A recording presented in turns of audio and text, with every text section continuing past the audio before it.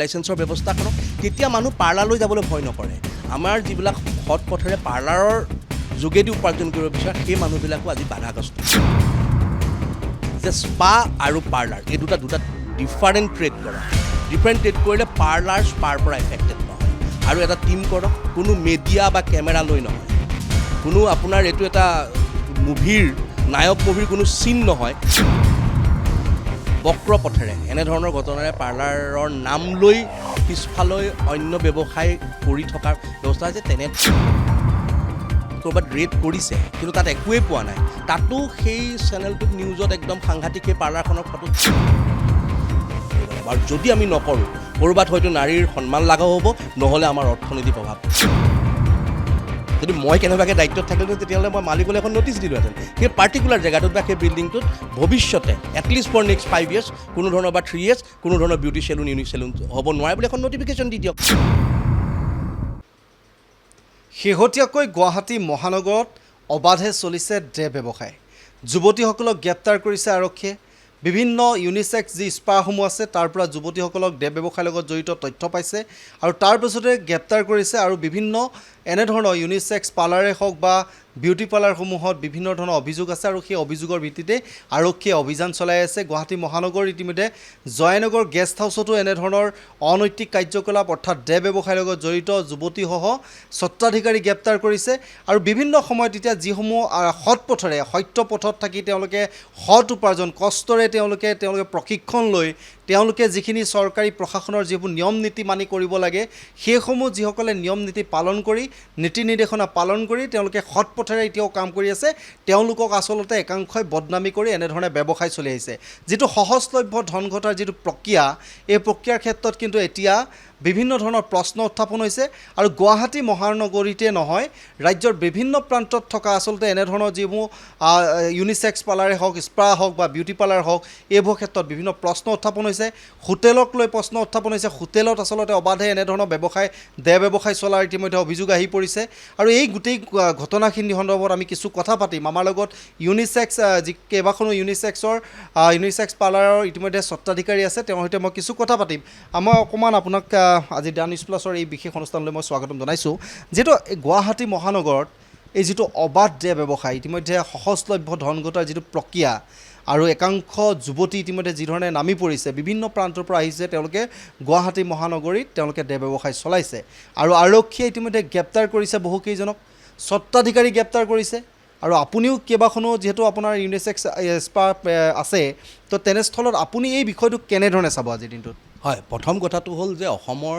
যুৱচামৰ কিছু সংখ্যক যুৱচামৰ সহজলভ্য পইচাৰ প্ৰতি যিটো লালায়িত ব্যৱস্থা আৰু দ্বিতীয় কথাটো হ'ল ড্ৰাগছৰ প্ৰতি আমাৰ যুৱচামৰ কিছু লোকৰ খুব বেছি আসক্তি আৰু তৃতীয় এটা কথা নক'লেও নোৱাৰি যিটো আনএমপ্লয়মেণ্ট প্ৰব্লেম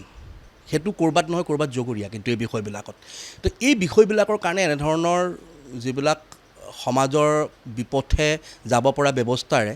আমাৰ যুৱচাম কিছু পৰিমাণে বিপথে গৈছে সেই বিষয়বিলাক আজিৰ দিনত নহয় এই বিষয়বিলাক বহুত দিনৰ পৰাই চলি আহিছিল আৰু আজি ধৰক মই কেইখনমান চেলুনৰ মালিক হিচাপে হওক বা মই এটা সংগঠনক ইউনিচেক্স চেলুন অল আছাম যিটো এছ'চিয়েশ্যন হয় তাক নেতৃত্ব দি আছিলোঁ তো সেই বিষয়বিলাক বা এজন মই সমাজৰ লগত জড়িত ব্যক্তি হিচাপে এই ব্যৱস্থাবিলাকৰ এটা কথা মই সদায় কওঁ যে চৰকাৰে যিটো ব্যৱস্থা গ্ৰহণ কৰিছে ডেফিনেটলি খুব ভাল ব্যৱস্থা গ্ৰহণ কৰিছে কিন্তু তাত কিছুমান মানে ল' ফল্ছ আছে সেই ল' ফল্ছবিলাক কিন্তু চৰকাৰে প্ৰথমতে যেতিয়া ইউনিচেক্স পাৰ্লাৰ এখনৰ পাৰ্মিশ্যন দিয়ে বা এটা গেষ্ট হাউচৰ পাৰ্মিশ্যন দিয়ে বা এটা হোমষ্টেৰ পাৰ্মিশ্যন দিয়ে সেই পাৰ্মিশ্যনৰ ক্ষেত্ৰতেই কিছু কিন্তু ব্যৱস্থা গ্ৰহণ কৰিবলগীয়া আছে বুলি মই অনুভৱ কৰোঁ যেনেকৈ আমি ধৰক 21 চনত আমি সেই সময়ত দেৱাশিষ শৰ্মা ডাঙৰীয়া GMDৰ দায়িত্বত আছিলে তেখেতক আমি এটা ব্যৱস্থা ল'বৰ কাৰণে গোটেই বিশেষকৈ আমি ইউনিচেক্স পাৰ্লাৰ যিহেতু ধৰক হোমষ্টে বা হেৰিৰ লগত মই জড়িত নহয় মই ইউনিচেক্স পাৰ্লাৰখিনিৰ লগত পাৰ্লাৰৰ লগত জড়িত এই ব্যৱস্থাটোৰ ওপৰত কেনেধৰণে কামবিলাক হ'ব লাগে সেই কামবিলাকৰ কাৰণে মই আমি এছ'চিয়েশ্যনৰ ফালৰ পৰা এটা নিয়মাৱলী দিছিলোঁ সেই নিয়মাৱলীখিনি তেখেতে কিন্তু খুব যত্ন কৰিছিলে সেই সময়ত তাৰ প্ৰৱৰ্তনৰ কাৰণে পৰৱৰ্তী সময়ত অৱশ্যে আমাৰ লগত কোনো GMC বা GMD আমাক যোগাযোগ কৰা নাই এই ব্যৱস্থাবিলাক কি হ'ল কিন্তু এটা কথা আমি নিশ্চিত যে যুৱচামক যদি প্ৰকৃত পথ দেখুৱাবলগীয়া হয় এই ক্ষেত্ৰত কিন্তু চৰকাৰৰ কৰিব লগা বহুত ব্যৱস্থা আছে। আজি আমাৰ গেষ্ট হাউচত হোৱা ঘটনাটোৱেই হওক, জয়ানগৰৰ বা বিভিন্ন পাৰ্লাৰত হোৱা ৰেডৰ কাৰণে, কিন্তু যিসকলে প্ৰকৃততে বিজনেছ কৰি আছে, ইউনিচেক্সৰে হওক বা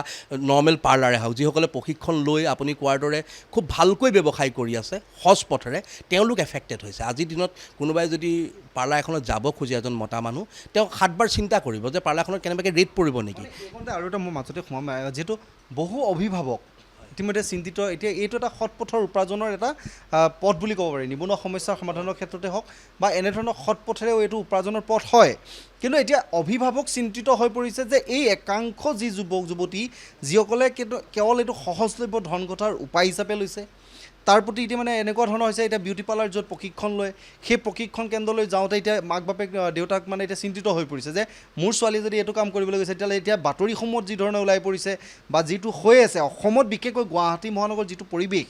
এই মুহূৰ্তত, বহুত চিন্তিত হৈ পৰিছে অভিভাৱক। হয়, সেই ডেফিনেট কথা। আমাৰ পাৰ্লাৰ ইণ্ডাষ্ট্ৰিটোৰ ক্ষেত্ৰত বহু লাখ লাখ যুৱক যুৱতী অসমৰ বিভিন্ন কোণত আমাৰ এষ্টাব্লিছ হৈ আছিল। আজিৰ দিনত মই সৰু কথা কওঁ, আপোনালোকে কেনেধৰণে জানে বা লয় মই নাজানো, আপোনালোকে হয়তো জানে এজন হেয়াৰ ড্ৰেছাৰে আজিৰ দিনত দৰমহা যদি 35,000 পৰা 40,000 টকা দৰমহা পায়। অসমত এনেকুৱা কোনো ইণ্ডাষ্ট্ৰি নাই য'ত মেট্ৰিক পাছ কৰি বা হায়াৰ ছেকেণ্ডেৰী পাছ কৰি এটা ল'ৰাই কিবা এটা কাম শিকি তাত 40 বা 50,000 টকা দৰমহা পাব পাৰে। এই ইণ্ডাষ্ট্ৰিটোত কিন্তু সেই ব্যৱস্থাটো আছিল। আজি যদি এনেধৰণৰ ব্যৱস্থাবিলাক চৰকাৰে ৰোধ নকৰে আৰু যদি চালনীৰে চালি নেপেলায়, মই এটা কথা সেই সময়ত 21ত আমি দেৱাশিষ শৰ্মা ডাঙৰীয়াক কৈছিলোঁ যে স্পা আৰু বিউটি পাৰ্লাৰ এই দুটা ছেপাৰেট কৰি দিয়ক, ছেপাৰেট ট্ৰেড কৰক, ছেপাৰেট ট্ৰেড লাইচেঞ্চৰ ব্যৱস্থা কৰক, তেতিয়া মানুহ পাৰ্লাৰলৈ যাবলৈ ভয় নকৰে। আমাৰ যিবিলাক সৎ পথেৰে পাৰ্লাৰৰ যোগেদি উপাৰ্জন কৰিব বিচাৰে সেই মানুহবিলাকো আজি বাধাগ্ৰস্ত হৈছে। আৰু বিশেষকৈ এটা কথা কওঁ, আৰু কেতিয়াবা এনেকুৱা ধৰণৰ ঘটনাবিলাকো হয় যে ক'ৰবাত ৰেড কৰিছে কিন্তু তাত একোৱেই পোৱা নাই, তাতো সেই চেনেলটোক নিউজত একদম সাংঘাতিক সেই পাৰ্লাৰখনৰ ফটো চটো দি পেলাই সেই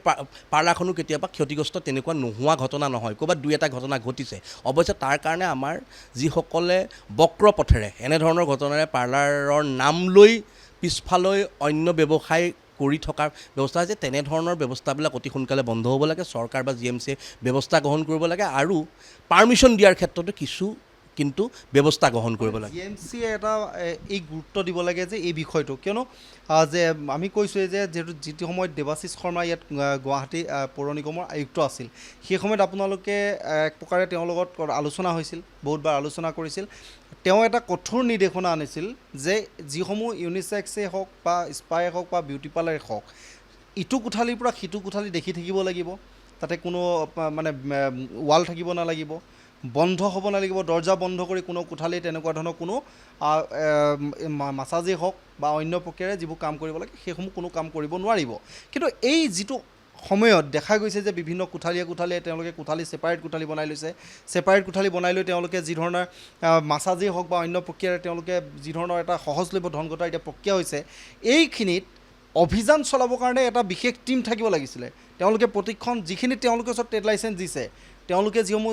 চেলুন ইউনিচেক্সে হওক বা স্পা হওক বা চেলুনত হওক, তেওঁলোকে যিখিনি ট্ৰেড লাইচেঞ্চ দিছে, এই ট্ৰেড লাইচেঞ্চ দিয়া ব্যৱসায়ী প্ৰতিষ্ঠানসমূহত তেওঁলোকে অভিযান চলাব লাগিছিলে। হয়, তাৰ চবতকৈ ডাঙৰ কথাটো হ'ল ডেফিনেটলি এটা টীমৰ প্ৰয়োজন আছিল আৰু সেই সময়ত আমি পৰামৰ্শলৈও দিছিলোঁ। এখন GMCৰ ওচৰত আজি চবতকৈ ডাঙৰ কথাটো হ'ল এখন একদম সঠিক নিয়মাৱলী নাই, এটা ৰুলছ ৰেগুলেশ্যন নাই যে এখন beauty parlour, unisex beauty parlour এখন কেনেকৈ চলিব লাগে, কি নিয়ম তেওঁলোকে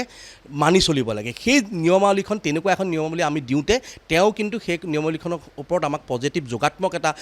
ধাৰণা দিছিলে দেৱাশিষ শৰ্মা ডাঙৰীয়াই। পৰৱৰ্তী সময়ত সেই ব্যৱস্থাটো কি হ'ল মই আজিৰ দিনত আপোনাক কৈ দিব নোৱাৰিম। তেনেকুৱা এখন নিয়মাৱলী লাগে। আৰু মই আজিও কৈছোঁ, চৰকাৰক অনুৰোধ কৰিছোঁ, GMCক অনুৰোধ কৰিছোঁ যে স্পা আৰু পাৰ্লাৰ এই দুটা ডিফাৰেণ্ট ট্ৰেড কৰক। ডিফাৰেণ্ট ট্ৰেড কৰিলে পাৰ্লাৰ স্পাৰ পৰা এফেক্টেড নহয়। আৰু এটা টীম কৰক, কোনো মিডিয়া বা কেমেৰা লৈ নহয়, কোনো আপোনাৰ এইটো এটা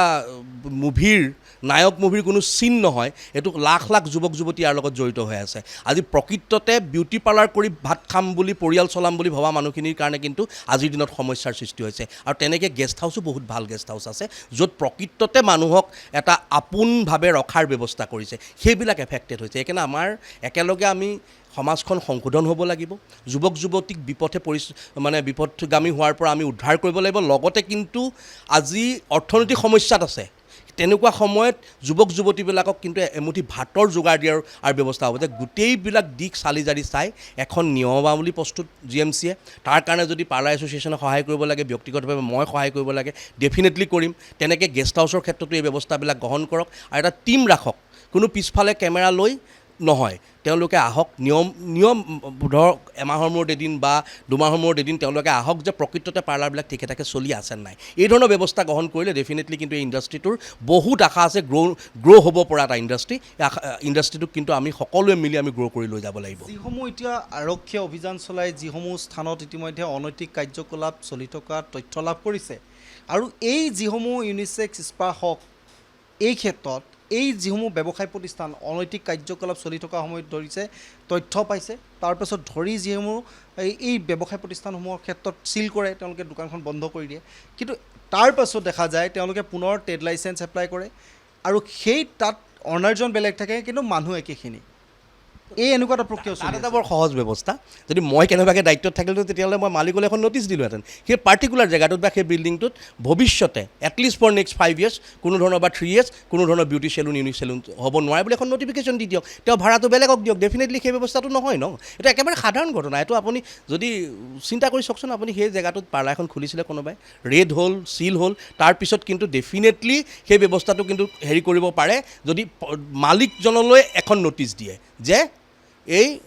জেগাটোত কিন্তু ভৱিষ্যতে at least for 3 years 2 years 5 years সেইটো সময়টো এটা বেলেগ কথা নিৰ্ধাৰণ কৰক তাহলে এখন ন'টিচ দিয়ক GMCয়ে তেওঁ পাৰ্লাৰক যাতে ভাড়া দিব নোৱাৰে তেওঁ অন্যক ভাড়া দিয়ক তেওঁ ভাড়াটো পাবই তেতিয়া ডেফিনেটলি সেই পাৰ্লাৰ ছেটআপটো নাইকিয়া হোৱাৰ পিছত তাতে এখন পাৰ্লাৰ বনাবৰ কাৰণে আকৌ একেবাৰে সহজ কথা নহয় তো সেইটো হয় আৰু এটা সেইখিনিতো আছে আৰু এটা কথা মই ক'ম বিউটি পাৰ্লাৰ কিছুমান আছে যিসমূহ বিউটি পাৰ্লাৰত অকল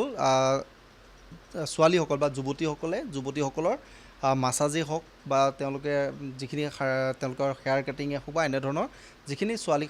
সৌন্দৰ্যতাৰ ক্ষেত্ৰত যিখিনি কাম কৰে সেইখিনি কৰি আছে বিউটি পাৰ্লাৰসমূহত ঠিক তেনেদৰে চেলুন কিছুমান চলি আছে যিসমূহ চেলুনত এনেধৰণৰ কোনো অনৈতিক কাৰ্যকলাপ নচলে কিন্তু এতিয়া মানুহৰ মনতেই সোমাই গৈছে যে ইউনিচেক্স স্পা বিউটি পাৰ্লাৰ এই যিখিনি তেওঁলোকৰ মানে পাৰ্থক্য থাকে এই পাৰ্থক্যখিনি হয়তো বহুতে গম পোৱা নাই যাৰ বাবে বিউটি পাৰ্লাৰ বুলি কোৱাৰ লগে লগে এটা ধাৰণা আহিছে যে ইয়াত বেয়া কাম চলে চেলুন বুলি কোৱাৰ লগে লগে এতিয়া এটা মানে বেয়া ধাৰণা মানে এটা আহিছে যে বেয়া কাম চলে এই বিষয়টো কেনেকৈ চাব এই বিষয়টো হ'ল এই ইণ্ডাষ্ট্ৰিটোৰ কাৰণে খুব অশনি সংকেত সেইকাৰণে মই বাৰে বাৰে অনুৰোধ কৰিছোঁ যে ট্ৰেড দুটা কৰক স্পা আৰু পাৰ্লাৰৰ মাজত আৰু নিয়ম আৱলী এখন ফিক্সকৈ দিয়ক যে এই নিয়মখিনি আপোনালোকে মানি পেলাই পাৰ্লাৰ চলাব লাগিব আৰু এটা কাম কৰক স্পা যদি প্ৰকৃততে চলাব লাগেই মই এইটো চলাবলৈ কোৱা নাই চৰকাৰী ব্যৱস্থা কৰিব GMCয়ে চিন্তা কৰিব তেতিয়াহ'লে পাৰ্লাৰৰ পৰা ছেপাৰেট কৰি দিয়ক না যিসকলে পাৰ্লাৰ কৰি পেলাই খাম বুলি ভাবিছে তেওঁলোকক লেট দেম লিভ তেওঁলোকক জীয়াই থাকিব দিয়ক তেওঁলোকক ইণ্ডাষ্ট্ৰিটো গ্ৰ' কৰিব দিয়ক আৰু যদি স্পা দিবই লাগে তেতিয়াহ'লে টেট ডিফাৰেণ্ট কৰক তাত আগফালে লিখক যিসকলে পাৰ্লাৰতহে অকল যাব বিচাৰে যিসকলে স্পাৰ লগত জড়িত হ'ব নোখোজে তেওঁলোকে বিউটি পাৰ্লাৰলৈ যাব একদম বৰ ইজি প্ৰচেছ এই কামটো বৰ ডাঙৰ কাম যেন মোৰ লগা নাই হয়তো কিবা চৰকাৰী মেৰপাকৰ মাজত থাকি গৈছে আৰু সেই যিখন আমি নিয়মাৱলী দিছিলোঁ দেৱাশীষ শৰ্মা ডাঙৰীয়াক সেইখনত এই কথাবিলাক সম্পূৰ্ণ খুব ভালকৈ লিখা হৈছিল আমি 3-4 লাইন আলোচনা কৰিছিলোঁ আৰু এই বিষয়বিলাকৰ ওপৰতে আলোচনা কৰিছিলোঁ যাতে ইণ্ডাষ্ট্ৰিটো এফেক্ট নহওক আৰু চালনীৰ দৰে ওলাই পৰক যে যিসকলে প্ৰকৃততে ভালকৈ কৰিম বুলি ভাবিছে সেইসকলে শান্তিৰে কৰিব পাৰে আজিৰ দিনত ক'ৰবাত নিউজ এটা ওলোৱাৰ লগে লগে পাৰ্লাৰ মানুহবিলাকৰ লগত হুলস্থুল লাগে তেওঁলোকে ব্যৱসায় একদম বন্ধ হৈ যায় আৰু এনেকুৱা ধৰণৰ বিভিন্ন ফোন মোলৈ আহি আছে চবলৈকে আমাৰো চবৰে এফেক্ট হয় বিউটি পাৰ্লাৰৰ ক্ষেত্ৰত ক'ৰবাত নিউজ এটা ওলাই যোৱাৰ লগে লগে কিন্তু একদম 6 মাহ 7 মাহ 8 মাহলৈ কি অৱস্থা হয় পাৰ্লাৰ মালিকসকলে বুজি পায় ইণ্ডাষ্ট্ৰিৰ লগত জড়িত ব্যক্তিসকলে বুজি পায় এই কথাবিলাকতো কিছু কিন্তু সাৱধানতা ল'ব লগা আছে কিন্তু এটা কথা মই সদায় কওঁ যে চৰকাৰে দোষীক প্ৰকৃত শাস্তি দিয়ক মালিকক আৰু ইয়াৰ লগত জড়িত যুৱক যুৱতীবিলাকক এৰেষ্ট কৰিছে খুব ভাল হৈছে প্ৰশংসনীয় পদক্ষেপ আৰু একেৰথাই কিন্তু আপুনি কোৱাৰ ধৰণে পাৰ্লাৰতে আকৌ পাৰ্লাৰ যাতে জন্ম নহয় ৰেড কৰা জেগাটোত সেই ব্যৱস্থাটো মালিকলৈ এখন ন'টিচৰ ব্যৱস্থা কৰক আৰু সেই ন'টিচখনৰ যোগেদি যাতে মালিকজনে ইচ্ছা কৰিলে একেটা মানুহকে আকৌ 10,000 টকা ভাড়া বঢ়াই দি পেলাই কিন্তু অন্য এখন পাৰ্লাৰ নামাকৰণ কৰি পেলাই তাতে আকৌ একেধৰণৰ ব্যৱসায় কৰি থাকিব নোৱাৰোঁ তাৰ কাৰণে মালিকলৈ ন'টিচ দিয়াটো প্ৰয়োজন ব্যৱস্থা হয়তো অন্য কিবা ওলাব মই এটা সহজলভ্য ব্যৱস্থা কৈছোঁ যিটো ক্ৰছ মাছাজৰ কথা আহে যে পুৰুষে মহিলাক মহিলাই পুৰুষক এইটো মাছাজ কৰিবলৈ এইটো ভাৰতত একেবাৰে নিষেধাজ্ঞা আছে তেনেস্থলত অসমত এতিয়া যিসমূহ স্পা হওক বা ইউনিচেক্স আছে তাতে কিন্তু পুৰুষে মহিলাক মহিলাই পুৰুষেও এনেকুৱা ধৰণৰ মাছাজ দিয়াৰ এতিয়া এটা অভিযোগো আছে আৰু এনেকুৱা ধৰণৰ ঘটনা সংঘটিত হৈছেও চাওক সকলোকে আমি সাঙুৰি নলওঁ সকলো পাৰ্লাৰত তেনেধৰণৰ ঘটনা ঘটা নাই যি 2 এখন বা 4খনত ঘটি আছে সেইবিলাক GMCৰ দায়িত্ব। আজি আপুনি বা মই, আপুনি এজন সাংবাদিক হিচাপে বা মই পাৰ্লাৰ এজন অনাৰ হিচাপে বা এছ'চিয়েশ্যনৰ লগত জড়িত হিচাপে মই গৈ বন্ধ কৰিবগৈ নোৱাৰোঁ বা কোনোবা সংগঠনে বন্ধ কৰিব নোৱাৰে, এইটো চৰকাৰে বন্ধ কৰিব লাগিব। তেনেকুৱা যদি ন'টিছ পাইছে তেওঁলোকক পৰীক্ষা নিৰীক্ষা কৰক, তেওঁলোকক বন্ধ কৰক আৰু তাৰ ওপৰত ফাইনৰ ব্যৱস্থা কৰক, তেওঁলোকক এটলিষ্ট 7 দিন বা 8 দিন সময় দিয়ক যে এই বস্তুবিলাক বন্ধ কৰিব লাগিব। তাৰপিছত যদি নকৰে তেওঁলোকক চৰকাৰ ব্যৱস্থা গ্ৰহণ কৰক, একো অসুবিধা নাই, তেতিয়া ইণ্ডাষ্ট্ৰিটো বাচিব। এই যিটো প্ৰকৃত বিউটি ইণ্ডাষ্ট্ৰি সেইটো বাচিব। আজিৰ দিনত কিন্তু এনেকৈ থাকিবলৈ হ'লে কিন্তু এই ইণ্ডাষ্ট্ৰিটো খুব অতি সোনকালে শেষ হৈ যাব। আচলতে GMCও ইয়াত এটা ক'ৰবাত নহয় ক'ৰবাত এটা বিষয় হেৰি আছে যে দুৰ্বলতা আছে নেকি, যে তেওঁলোকে যিটো ব্যৱসায়িক বাণিজ্যৰ যিটো অনুজ্ঞাপত্ৰ প্ৰদান কৰে তাৰ পৰা এটা তেওঁলোকৰ ভান আৰ্ণ হয়, যাৰ বাবে তেওঁলোকে এই অনুজ্ঞাপত্ৰসমূহ বাতিল নকৰি পুনৰ তেওঁলোকক অনুজ্ঞাপত্ৰ দি দিয়ে যে তেওঁলোকে ব্যৱসায় কৰিব পাৰে। তেওঁলোকৰ যিটো আৰ্ণ হয়, GMC যিটো আৰ্ণ মানে পইচা আহিব লাগে সেইটো আহি থকাৰ বাবে GMC আচলতে এনেধৰণৰ ব্যৱস্থা গ্ৰহণ নকৰে নেকি, কঠোৰ ব্যৱস্থা? ডেফিনেটলি আৰ্নিঙৰ কথাটো আহিবই, এইটো ইণ্ডাষ্ট্ৰি মানে GMC আৰ্ণ কৰিবই লাগিব। কিন্তু তাৰ ক্ষেত্ৰত এটা কথা চাব লাগে তেওঁলোকে, যে ইণ্ডাষ্ট্ৰিটো ধ্বংস হৈ গ'লে তেওঁলোকে ভৱিষ্যতে ক'ৰ পৰা পইচা পাব। যদি আজিৰ দিনত আপোনাৰ বহু হাজাৰ বিউটি পাৰ্লাৰটো গুৱাহাটী মহানগৰীতে আছে, বহু হাজাৰ, সেই পাৰ্লাৰবিলাক যদি আজিৰ দিনত সঁচাকৈ ভাড়া দিব নোৱাৰি বা ইণ্ডাষ্ট্ৰিৰ লগত জড়িত মানুহবিলাকক দৰমহা দিব নোৱাৰি পাৰ্লাৰবিলাক বন্ধ হৈ থাকে, ডেফিনেটলি লোকচান সকলোৰে। অসমৰ অৰ্থনীতিত প্ৰভাৱ পৰিব, অসমৰ যুৱক যুৱতীৰ প্ৰভাৱ পৰিব, একেলগে কিন্তু GMCও প্ৰভাৱিত হ'ব। ডেফিনেটলি তাৰ লগত অতি সোনকালে ব্যৱস্থা গ্ৰহণ কৰিব লাগে আৰু যথেষ্ট দেৰি হৈছে। এই ব্যৱস্থাবিলাক আমি 1921 চনতে আমি আৰম্ভ কৰিবৰ কাৰণে কৈছিলোঁ, 1919 চনত আমি কৈছিলোঁ যে 21ত আমি খুব জোৰদাৰ কৰিছিলোঁ বিষয়টো। আজিলৈকে 5 বছৰে কিয় ব্যৱস্থা গ্ৰহণ কৰা নহ'ল সেই বিষয়টো মই অজ্ঞাত। কিন্তু যদি নকৰে কিন্তু অতি সোনকালে এই ইণ্ডাষ্ট্ৰি ধ্বংস হৈ যাব। অন্য ৰাজ্যবিলাকত কিন্তু এনেধৰণৰ ব্যৱস্থাবিলাক গ্ৰহণ কৰিছে। স্পা চেণ্টাৰৰ ডিফাৰেণ্ট ট্ৰেড লাইচেঞ্চ, পাৰ্লাৰৰ ডিফাৰেণ্ট ট্ৰেড লাইচেঞ্চ, এই ব্যৱস্থাবিলাক বহু এক্সাম্পল অলৰেডি কিন্তু আছে। এই ধৰণৰ কথাবিলাক কৰক। মই অসমৰ মাননীয় মুখ্যমন্ত্ৰী যথেষ্ট তেখেত মানে কৰ্মদক্ষ, তেখেতক মই অনুৰোধ জনাইছোঁ যে তেখেতে ব্যৱস্থাটো গ্ৰহণ কৰিবৰ কাৰণে আদেশ দিয়ক। কোনোবা বৰ ৰেছপনচিবল কোনোবা ব্যক্তিক দায়িত্ব দিয়ক। এই ব্যৱস্থাটো কিন্তু বৰ মানে ইণ্ডাষ্ট্ৰিৰ লগত জড়িত বিষয়, অৰ্থনীতিৰ লগত জড়িত বিষয়, অসমীয়া যুৱক যুৱতীৰ ইনকামৰ বিষয়। এই ব্যৱস্থাটো কিন্তু আমি খুব মানে সাৱধানেৰে অংশ ল'ব লাগিব, নহ'লে কিন্তু ইণ্ডাষ্ট্ৰি ধ্বংস হৈ যাব। অসমত এনেই কিমানমান আছে? অসমততো সেই সময়ত আমি ছাৰ্ভে হওঁতে 2019 চনত আমাৰ প্ৰায় 2 লাখৰ ওপৰ আছিলে। আৰু আজিৰ দিনত আমাৰ অৱশ্যে নতুন ৰেজিষ্ট্ৰেশ্যন আমি ব্যৱস্থা কৰা নাই, এটা পৰ্টেল বনাই আছিলোঁ। আৰু বিষয়টো একচুৱেলি কি হয়, যেতিয়া মানে বিপদত ক'ভিডৰ সময়ত খুব পাৰ্লাৰবিলাক বিপদত পৰিছিল, বহু মাহৰ মানে ভাড়া দিব লগা হৈছিল, অসুবিধাত পৰিছিল, সেই সময়ত তেতিয়া সকলোৱে ৰেজিষ্ট্ৰেশ্যন কৰিছিল। এই বিষয়টো তেনেকৈ চলি আছে খুব ধুনীয়াকৈ। আৰু আমিও যিহেতু মিউনিচিপালিটিবিলাকৰ লগত, বিভিন্ন জিলাৰ মিউনিচিপালিটি আৰু বিশেষকৈ অসমৰ গুৱাহাটী GMCৰ লগত আলোচনা কৰি বৰ বিশেষ আমি কিবা কাৰ্যকৰী হোৱা যেন দেখা নাপালোঁ। সেইকাৰণে বিষয়টো আচলতে তেনেকেই থাকি গুচি গ'ল। সেইকাৰণে 2 লাখৰ ওপৰত পাৰ্লাৰ আছে, তাৰ লগত আপুনি ইনটো যদি মাল্টিপ্লাই কৰে অনলি 5, তেতিয়াহ'লে কিমান যুৱক যুৱতী, অসমৰ যুৱক যুৱতী ইয়াৰ লগত জড়িত হৈ আছে আপুনি বিষয়টো চাওক। আৰু ইয়াতে অৰ্থনীতিত কিন্তু অসমৰ অৰ্থনীতিত ডিৰেক্ট প্ৰভাৱ পৰিব পৰা এটা বিষয়। এই ব্যৱস্থাবিলাকত আমি চৰকাৰৰ কিন্তু খুব মানে সাৱধানতাৰে ল'ব লগা পদক্ষেপক আমি আদৰণি জনাম। ভাৰতীয় নাৰীক আচলতে সন্মান আৰু মৰ্যাদা, আমি ভাৰতীয় নাৰীৰ যেতিয়া কথা ক'বলৈ যাওঁ আমি পূজা কৰোঁ বুলি কওঁ, নাৰীক আমি পূজা কৰোঁ। আৰু এতিয়া যিটো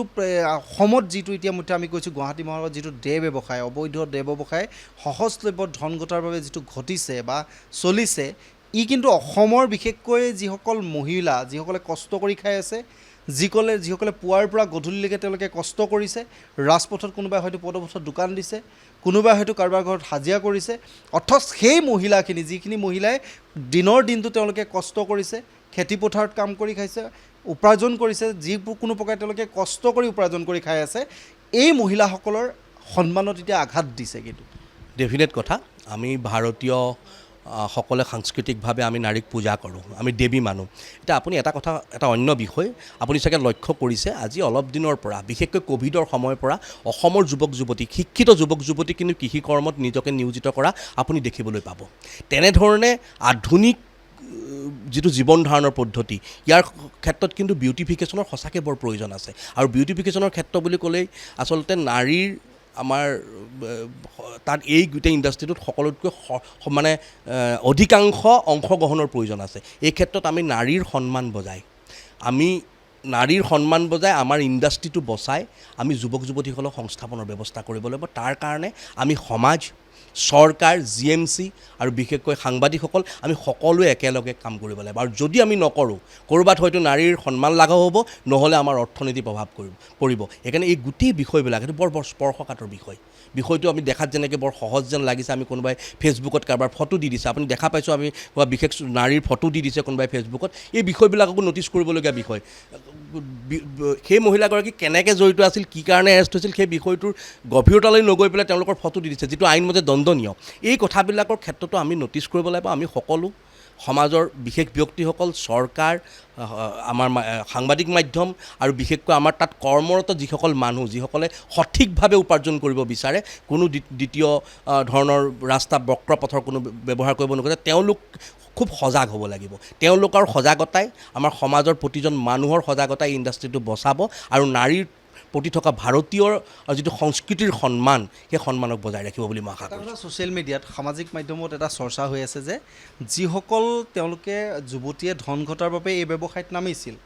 তেওঁলোকৰ ফটোৱে হওক বা তেওঁলোকৰ কথা সামাজিক মাধ্যমতে হওক তেওঁলোকৰ সন্দৰ্ভত বাতৰি প্ৰচাৰ হৈছে তেওঁলোকক আৰক্ষীয়ে মাতি আনিছে যিসকল পুৰুষে অবৈধ ব্যৱসায় বুলি জানিছিল তেওঁলোকে ধন দি তেওঁলোকে দেশ কিনিবলৈ গৈছিল এই পুৰুষসকলৰ ক্ষেত্ৰত কি ব্যৱস্থা গ্ৰহণ কৰিব লাগিব চাহিদা নাথাকিলে বস্তুৰ বিক্ৰী কেতিয়াও নহয় চাহিদা নাইকিয়া কৰি দিয়ক না আমি পুৰুষসকল আপুনি পুৰুষ এজন মই পুৰুষ আমি যদি বস্তুটো কিনিবলৈ নাযাওঁ বিক্ৰী ক'ৰ পৰা হ'ব তেতিয়া ডেফিনেটলি সেইটো অট'মেটিক বন্ধ হৈ যাব সেইকাৰণে সেই ব্যৱস্থাটো অতি সহজ কথা আমি বিষয়টোক আমি এজন ভদ্ৰ পুৰুষ হিচাপে প্ৰতিজন মানুহে আমি এই বস্তুবিলাক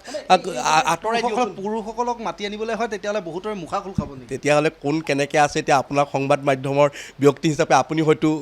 জানিব পাৰে বহুত ডাঙৰ মানুহ থাকিব পাৰে সেইকাৰণে আল্টিমেটলি আচলতে কি জানে সুগ্ৰীবলৈ যি পাত খেল বালিলেও সেই একে পাতেই সেইকাৰণে সেই ব্যক্তিসকলকো ক'ৰবাত বুজা ভাল যে সেই জেগাবিলাকত নোযোৱা ভাল গ'লে কেতিয়াবা কিন্তু মুখত সেই বগা কাপোৰ ল'ব লাগিব সেইকাৰণে সেই যদি কাষ্টমাৰ নাথাকে তেতিয়াহ'লে ডেফিনেটলি বিক্ৰী বন্ধ হৈ যাব বিক্ৰী বন্ধ হ'লে কেতিয়াও দোকানৰ সৃষ্টিয়েই নহয় সেইটোতো সকলোতকৈ সহজ ব্যৱস্থা তেতিয়াহ'লে আমাৰ অট'মেটিক বন্ধ হৈ যাব আমাৰ কৰিবলগা একোৱেই নাথাকে সেইকাৰণে আমিও সাৱধান হ'ব লাগিব আমি পুৰুষসকলো কিছুমান ব্যৱস্থা আমি চাব লাগিব আৰু ড্ৰাগছৰ যিটো আসক্তি বৰ্তমান সময়ত আমি যুৱচামৰ মাজত ড্ৰাগছৰ প্ৰতি যিটো আসক্তি গাঁৱে ভূঞে সোমাইছে ড্ৰাগছৰ ব্যৱস্থা আপুনি জানে সংবাদ মাধ্যমৰ ব্যৱস্থাতে সমাজৰ সচেতন ব্যক্তিসকলে জানে এই ড্ৰাগছৰ ক্ষেত্ৰত কিন্তু যথেষ্ট যোগাত্মক পদক্ষেপ অসমৰ মাননীয় মুখ্যমন্ত্ৰী ডাঙৰীয়াই লৈছিল কিন্তু আৰু হয়তো ক'ৰবাত কৰিব লগা আছে ড্ৰাগছ বন্ধ নোহোৱা পৰ্যন্ত সহজলভ্য পইচাৰ প্ৰতি মানুহৰ আকৃষ্টতা কেতিয়াও নকমে আৰু সেই আকৃষ্টতা যদি সহজলভ্য পইচাৰ প্ৰতি আকৃষ্টতা নকমে তেতিয়াহ'লে ডেফিনেটলি এইটোৱেই নহয় বিভিন্ন ধৰণৰ কিন্তু কুকৰ্ম সমাজত গতি থাকিব আৰু সেই কুকৰ্মবিলাক বন্ধ কৰিবলৈ আমি যিমানে পুলিচ মিলিটাৰী ব্যৱস্থা নকৰোঁ এইবিলাক কিন্তু আমি সফল হ'ব নোৱাৰিম সেইকাৰণে আমাৰ সমাজ সংশোধনৰ কাৰণে ড্ৰাগছৰ ব্যৱস্থাৰ প্ৰতি আৰু সমাজত দূষিত কৰিব পৰা যিবিলাক উপকৰণ সেই উপকৰণবিলাক বন্ধ কৰাৰ আৰু অতি প্ৰয়োজন আছে নিশ্চিতভাৱে ইতিমধ্যে কৈছোঁ যে অবৈধভাৱে যিটো দেহ ব্যৱসায় অৰ্থাৎ সহজলভ্য টকা ঘটাৰ যিটো প্ৰক্ৰিয়াৰে ইতিমধ্যে একাংশ যুৱতী নামি পৰিছিল আৰু সেয়া গেষ্ট হাউচেই হওক হোটেলেই হওক বা ইউনিচেক্স স্পা য'তেই হওক ইতিমধ্যে কেইবাখনো গুৱাহাটী মহানগৰীতে এনেধৰণৰ ইউনিচেক্স পাৰ্লাৰ বা স্পাত ইতিমধ্যে অভিযান চলাইছিল আৰক্ষী আৰু অভিযানকালত তেওঁলোকে বহুকেইগৰাকী যুৱতীসহ এনে অবৈধ কাৰ্যকলাপৰ লগত জড়িত ব্যক্তিক ইতিমধ্যে গ্ৰেপ্তাৰ কৰিবলৈ সক্ষম হৈছে পৰৱৰ্তী সময়ত আচলতে গোটেই বিষয়টো যিহেতু গুৱাহাটীখন ইতিমধ্যে একাংশ নষ্ট চৰিত্ৰ যুৱক যুৱতীয়ে ইতিমধ্যে গুৱাহাটী মহানগৰখন লেতেৰা কৰি পেলাইছে এনেধৰণৰ নষ্ট চৰিত্ৰ যিসকল যুৱক যুৱতী আছে আৰু এই নষ্ট চৰিত্ৰ যুৱক যুৱতীসকলৰ বাবে এতিয়া গুৱাহাটী মহানগৰীখনেই নহয় অসমীয়া সমাজ ব্যৱস্থাটো ইতিমধ্যে লেতেৰা পৰিৱেশলৈ গুচি গৈছে আৰু এনেধৰণৰ ক্ষেত্ৰত মুখ্যমন্ত্ৰীগৰাকীয়ে হওক বা বিভাগীয় কৰ্তৃপক্ষ পৰৱৰ্তী সময়ত কেনে ব্যৱস্থা গ্ৰহণ কৰিব সেয়া সমূহ লক্ষণীয় যিকোনো খবৰৰ বাবে যোগাযোগ কৰক 7099017330 লগতে 7099017110 নম্বৰত